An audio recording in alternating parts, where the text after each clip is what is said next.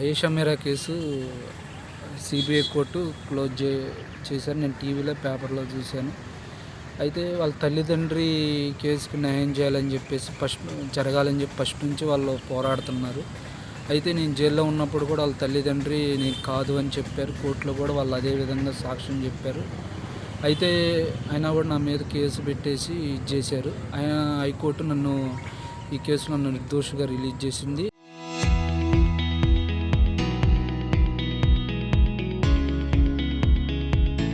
అయితే ఈ కేసు నేను రిలీజ్ అయ్యి బయటకు వచ్చిన తర్వాత కేసు హైకోర్టు సిబిఐకి అప్పచెప్పడం జరిగింది. అప్పచెప్పినప్పుడు సిబిఐ ద్వారా వాళ్ళకి న్యాయం జరిగిద్దని చెప్పేసి నేను అనుకున్నాను. కానీ సిబిఐ కేసులో కూడా ఎవరు ఏంటనేది తేల్చుకోకుండా అది క్లోజ్ చేయటం జరిగింది.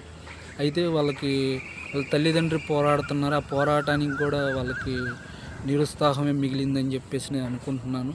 కానీ గవర్నమెంటు ఆయేషా మీరా తల్లిదండ్రుల విషయంలో సానుకూలంగా స్పందించి వాళ్ళు ఏదైతే కోరుకుంటున్నారో ఆ కేసులో న్యాయం జరగాలని చెప్పి అసలు దోషుల్ని పేర్లతో సహా చెబుతున్నారు. అసలు దోషుల్ని పట్టుకొని వాళ్ళకి శిక్ష పడాలని చెప్పేసి వాళ్ళు కోరుకుంటున్నారు.